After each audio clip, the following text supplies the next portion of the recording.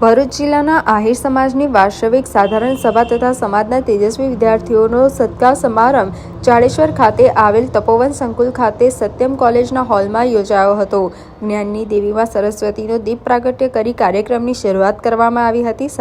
સાથે જ ભરૂચ જિલ્લા આહિર સમાજના પ્રમુખ, ઉપપ્રમુખ સહિત કારોબારી સભ્યોની ટીમને 5 વર્ષ પૂર્ણ થતાં નવી ટીમની રચના કરવામાં આવી હતી, જેમાં ભરૂચ જિલ્લાના આહિર સમાજના પ્રમુખ દિનેશભાઈ આહિર ભોવાલ અને લખુભાઈ આહિર ઉપપ્રમુખ દહેજની નિમણૂક કરવામાં આવી હતી। આ સાથે તેઓની કારોબારી સભ્યોની પણ નિવૃત્ત કરવામાં આવી હતી।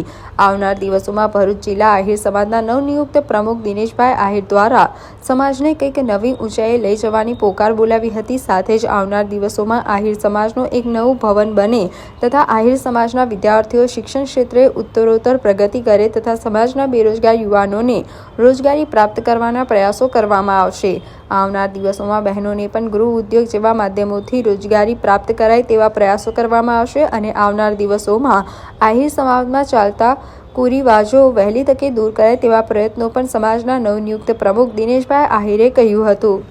હું દિનેશભાઈ પ્રભુભાઈ આહિર આજરોજ ભરૂચ જિલ્લા ગોપાલક મંડળની સામાન્ય સભાની મિટિંગ હતી, જેમાં આજરોજ કમિટીની 2023ની અંદર સમિતિ પૂર્ણ થતાં નવી સમિતિની રચના કરવામાં આવેલી, જેમાં સર્વસંમતિએ મને પ્રમુખ તરીકે નિમણૂક કરવામાં આવી છે, જે બદલ હું સૌનો ખૂબ ખૂબ આભાર માનું છું।